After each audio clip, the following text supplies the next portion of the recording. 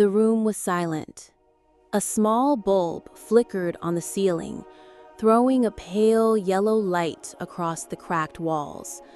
On the wooden chair sat a young man, no older than 25, with a notebook resting on the table in front of him.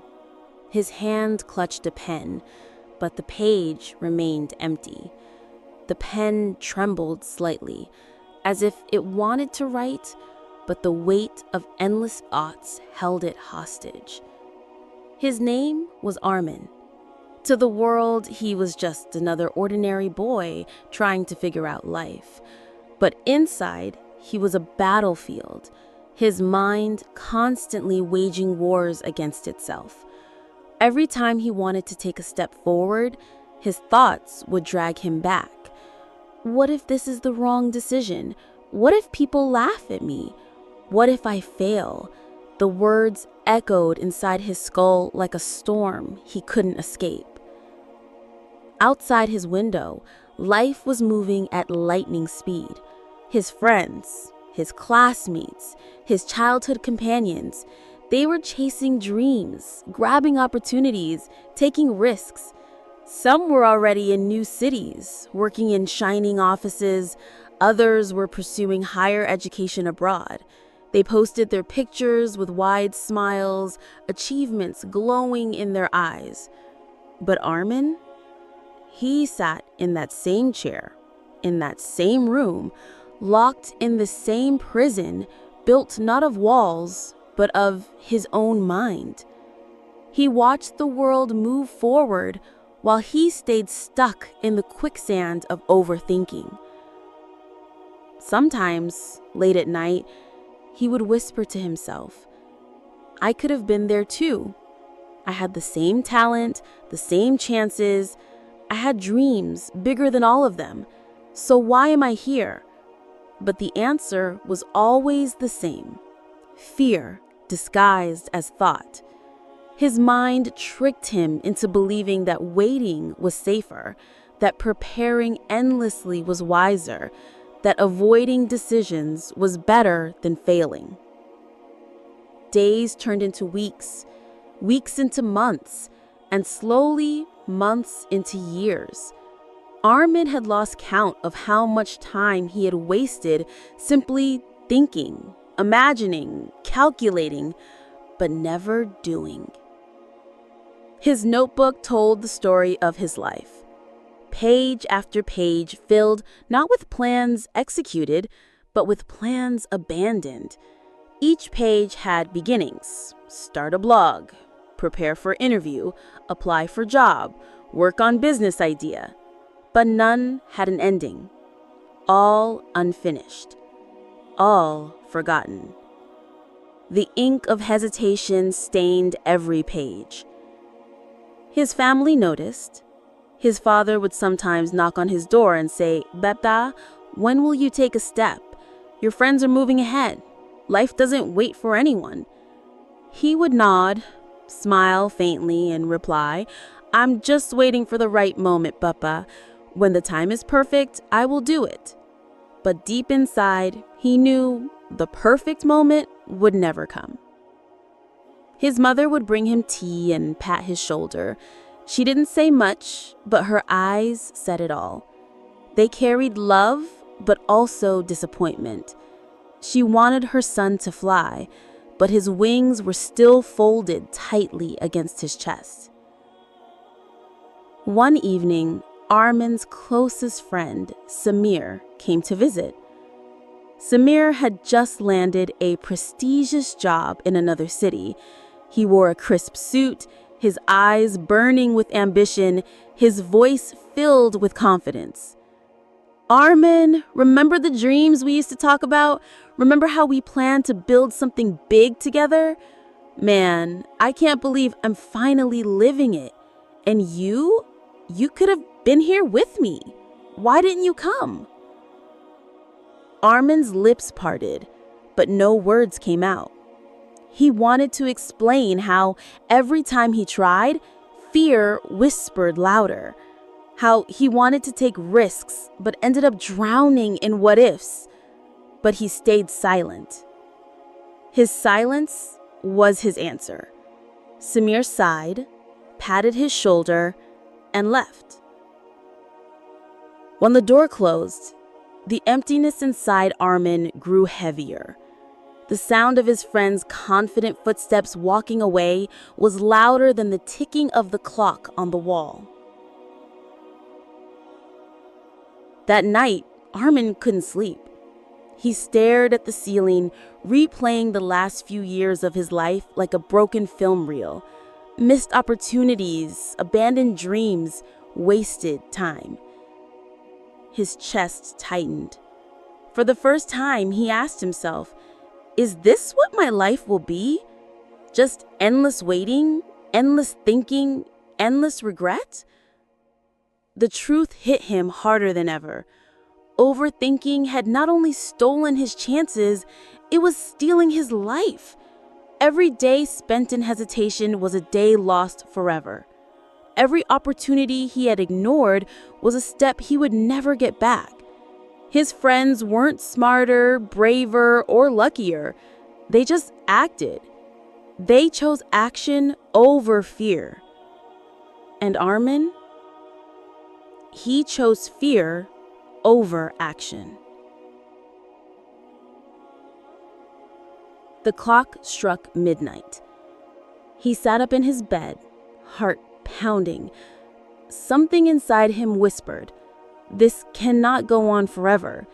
Either you break free or you stay trapped until the end." He didn't know how, but deep inside, he sensed that soon something was coming. An opportunity, a test, a door. A chance that would force him to decide once and for all. Would he take action, or would he let fear win again? Little did Armin know, destiny was already knocking on his door. The next morning, Armin sat at his desk again, the same notebook in front of him. But something felt different. His mind was still buzzing with doubt, but his chest carried a strange restlessness, like a storm waiting to break. He could feel it. Change was near. Just then, the sharp knock of the postman broke the silence. Armin opened the door lazily, expecting nothing important. But in his hands, he found an envelope with his name written in bold letters. The seal carried the logo of a company he had once applied to, months ago, in a half-hearted attempt, never truly believing he'd even get a reply. His fingers trembled as he tore the envelope open.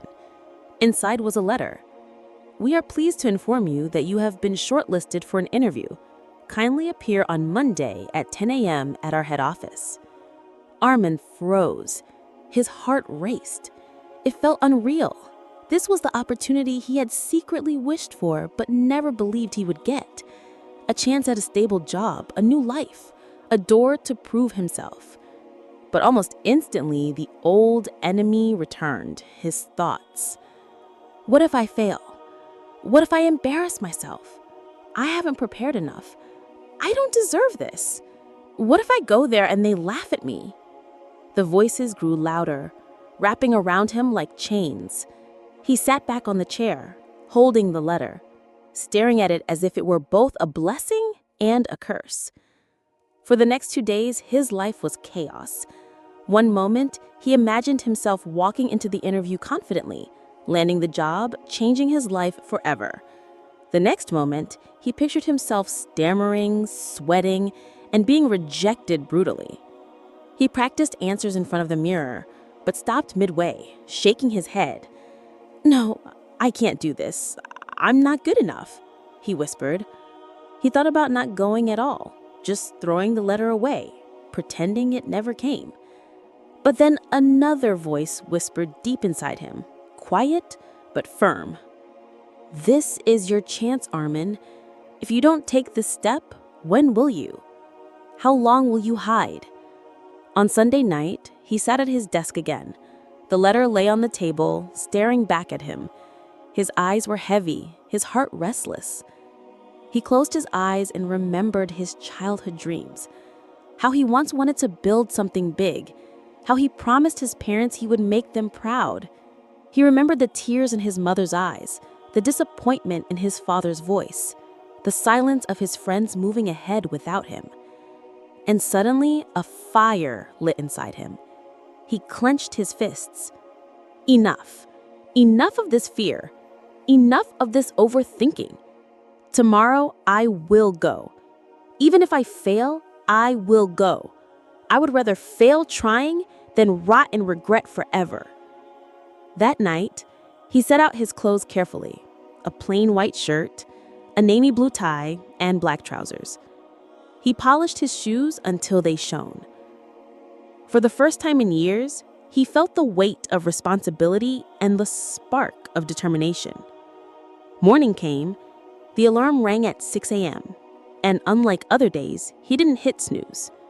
He woke up instantly, his eyes sharp, his body trembling with nervous energy.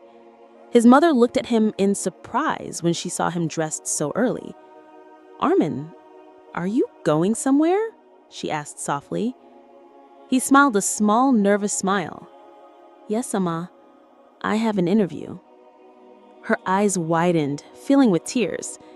She cupped his face and whispered, "May Allah be with you, my son. This is the day I've been waiting for."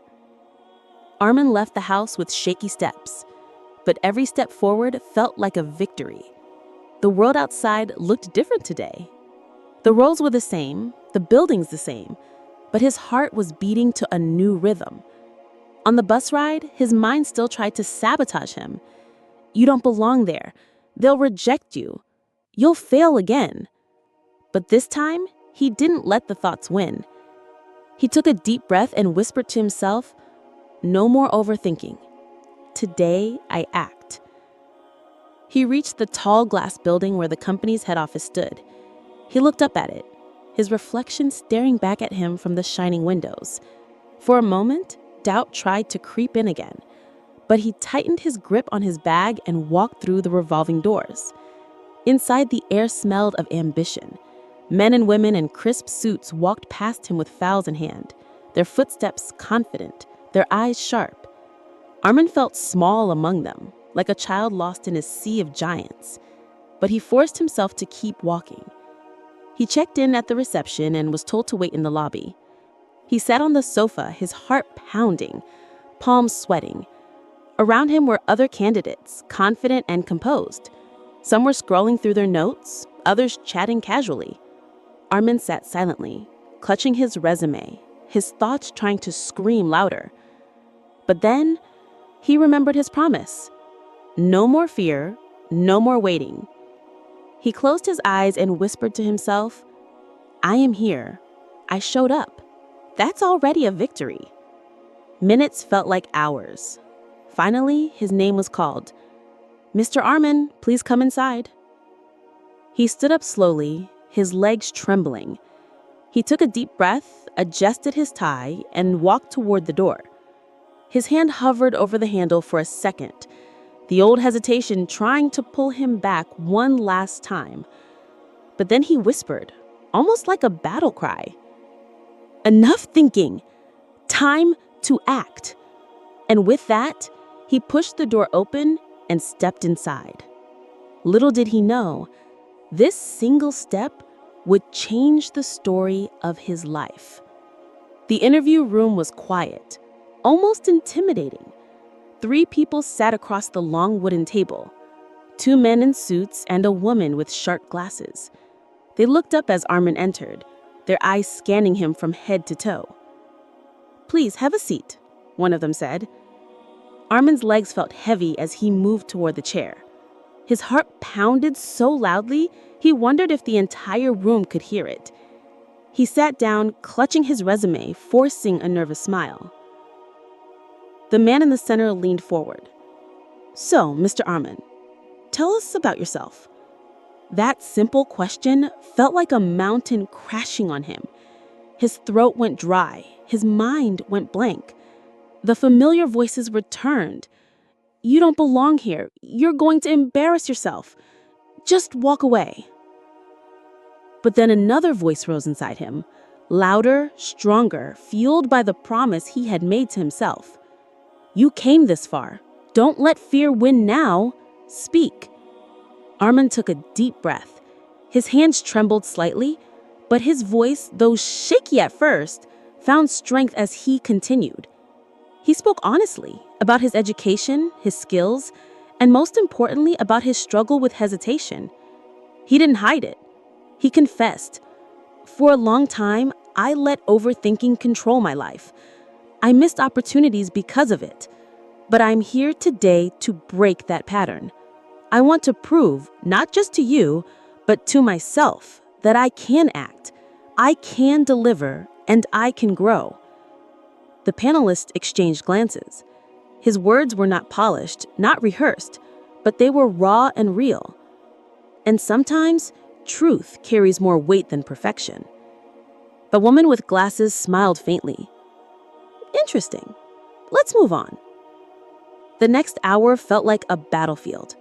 Questions about problem solving, teamwork, and leadership came at him one after another. At times he stumbled. At times he answered with surprising clarity. But the biggest victory wasn't whether his answers were perfect. It was that he kept going. He didn't run away. He didn't freeze. For the first time in his life, he was fighting back against fear. When it ended, the panel thanked him and asked him to wait outside. As he stepped out of the room, he felt lighter. His body was still shaking, but his heart was free. He sat in the lobby again, but this time he wasn't clutching his resume like a shield. He leaned back, closed his eyes, and whispered to himself, I did it. No matter what happens now, I showed up. I fought. I lived. Hours later, as the sun dipped below the horizon, Armin walked home. The results weren't out yet. He didn't know whether he would get the job or not. But for the first time in years, he didn't care about the outcome. That night, he stood by his window looking out at the city lights. The same city he once saw as distant, unattainable, now looked different. It felt alive, full of possibilities. He realized something powerful. Success isn't just about winning. It's about daring to step into the arena. A few days later, his phone rang. His heart raced as he answered. It was the company. Mr. Armin, congratulations. You've been selected for the position. Welcome to our team. The words hit him like a wave. He sat down, unable to speak for a moment. Tears filled his eyes, not just because he got the job, but because he finally proved to himself that action beats fear, that showing up is half the victory. When he told his parents, his mother cried openly, hugging him tight. His father's eyes softened with pride as he said, "This is the Armin I always believed in." That night, Armin opened his old notebook again, but this time he didn't write half-finished plans. On the first page, he wrote in bold letters, "No more overthinking. Life rewards action." And beneath it, he added, "The first step is always the hardest, but once you take it, the world opens its doors." He closed the notebook, a smile spreading across his face. For years, he had been trapped in the prison of his thoughts, but with one decision, one act of courage, he had broken free. Armin knew this was just the beginning. There would be more challenges, more fears, more battles ahead, but now he carried a shield stronger than doubt: experience. The experience of acting despite fear, the experience of knowing that hesitation kills, but courage builds. And as he looked out the window once more, the city lights shimmering like stars, he whispered softly to himself, like a promise to his soul, "No more waiting, no more chains. From now on, I will live not by fear, but by action." This is not just Armin's story. This is the story of millions of us who spend years trapped in overthinking, waiting for the perfect time, waiting for fear to disappear, waiting for life to magically change. But life doesn't reward those who wait. It rewards those who move. Armin's victory was not the job he landed. His victory was the moment he decided to act. That was the real transformation. So the next time fear whispers in your ear, the next time doubt tries to hold you back, remember this. The first step may feel terrifying, but the moment you take it, you win half the battle. Because in the end, overthinking paralyzes. Action liberates. Life rewards the doers, not the thinkers.